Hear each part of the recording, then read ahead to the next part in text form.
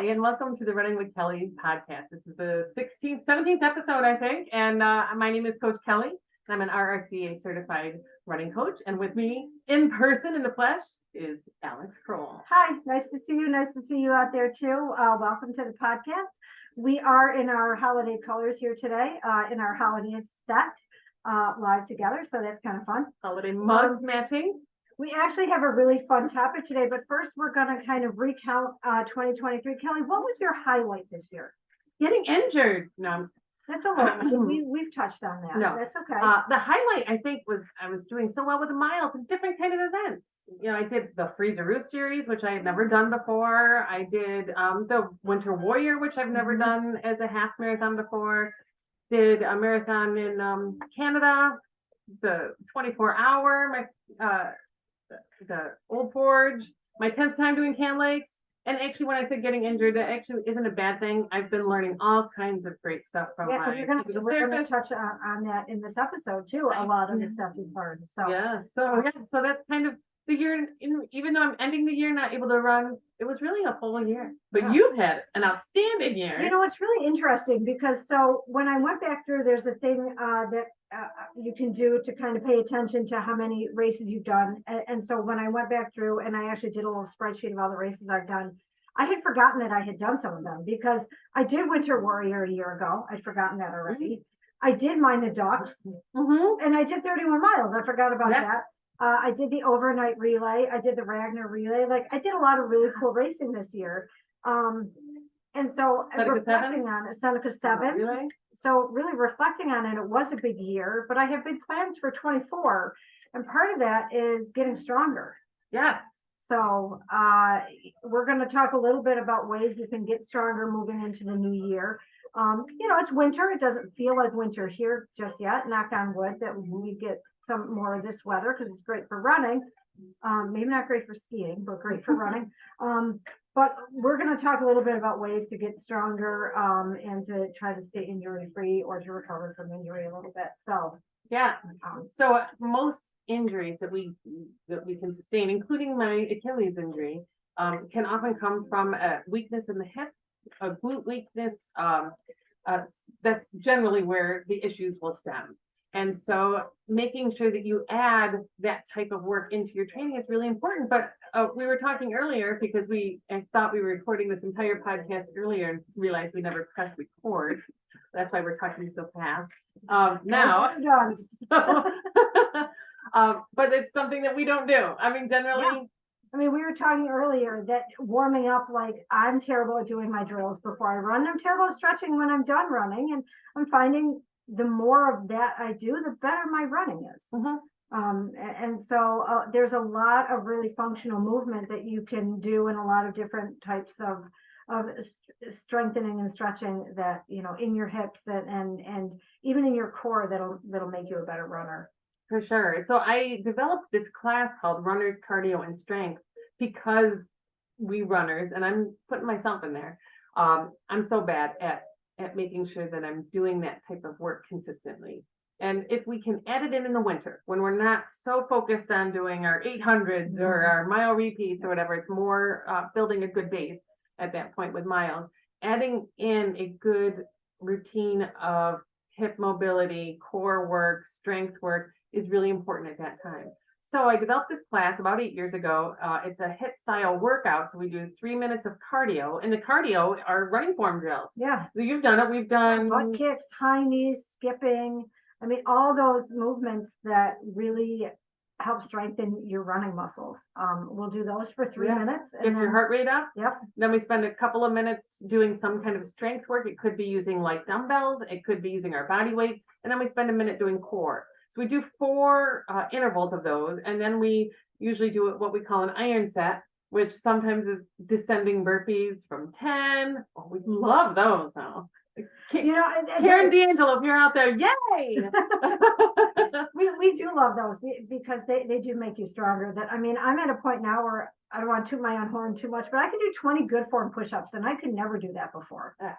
So, And it's about starting where you can, wherever you're at. It doesn't matter if you can do one. If you start with one, and then the next week you might be doing two, and then the next week it might be four, and you just build on it and Well, stay consistent with it. and one of the things Kelly likes to promote during these classes is modifying some of those movements if you need to, that you don't have to start off doing the jump up, full push up type of burpee. If you know, if you're at a different point, and that's okay. Like, we'll meet you where you are and you'll get stronger. We've used the wall for the push-ups, and so we definitely can modify.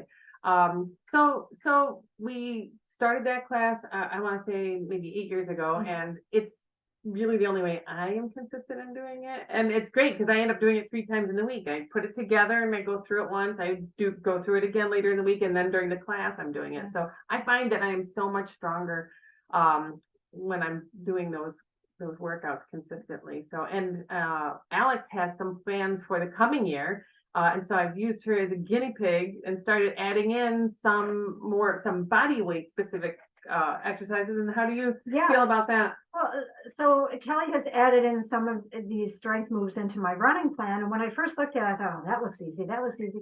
And I added it the first day. The next morning I woke up and I'm like, why are my legs so sore? And it wasn't from the running, because I'd run, you know, a lot. It was really, these new movements are activating muscles and strengthening muscles that really need to be strengthened, obviously, because I'm feeling it. And they didn't look like much on paper, but they certainly are working to make me feel stronger. And so I'm buying into the idea that if I want to get faster, which is one of my goals for 24, I need to really get stronger and more flexible, I think, a little bit too, so that I can stay injury free. So that's another great part of her class, is she does force us to stretch at the end. We do some nice stretches at the end. And different kinds of stretches. So you don't want to stretch too much in the beginning of your workout. The nice long muscles doesn't help you with speed necessarily. So so there's definitely a time and place and type of stretching, and we cover all of that in the class, and it's just a great time. So we have 2 options for you if you want to join us. Thursday nights here in Irondequoit, starting, I think it's January 18th, from 6 to 7 p.m.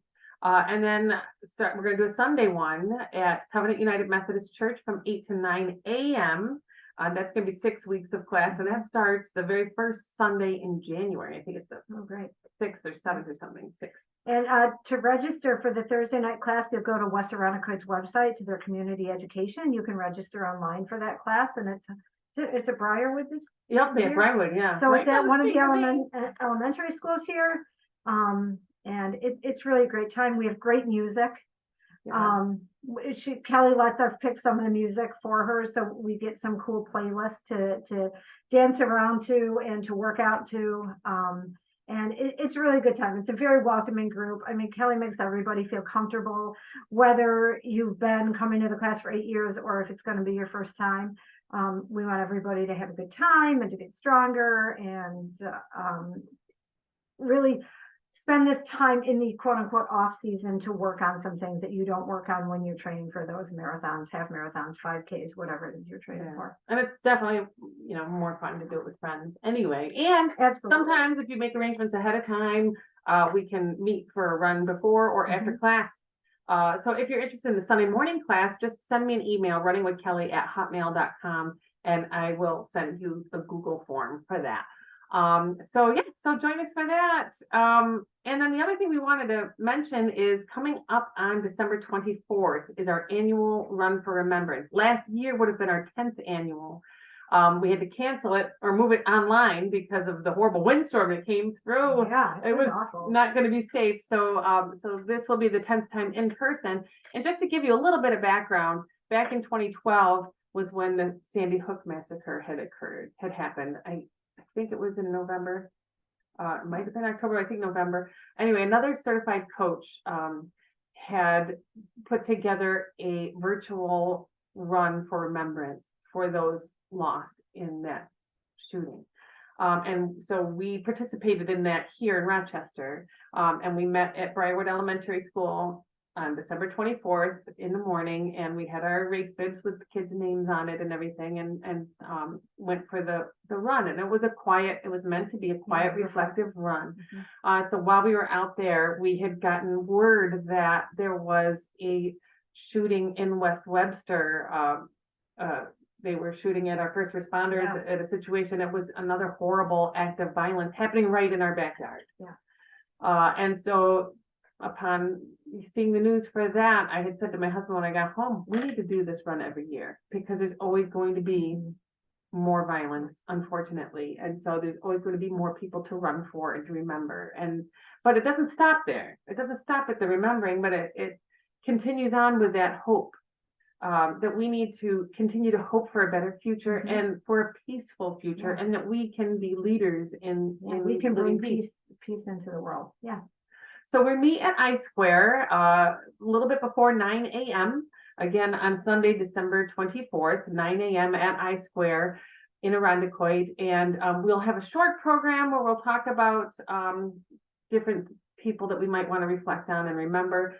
And then we'll have a little musical selection, and then we'll head out for our quiet, reflective run or walk. It's very walk friendly, and because I'm injured, I'll be doing the walking as well. And it'll go by schools, the firehouse, places of worship, churches, synagogues, community center, places that tend to be targeted in acts of violence, and it's just a way for us to think about it, folks that have been lost, and to think about how we can continue to live in peace. And then we come back and we have fun and we have coffee and talk to each other and hug each other and wish each other happy holidays. So I hope that you come and join us. Again, there's no fee for this. It's just kind of a community event.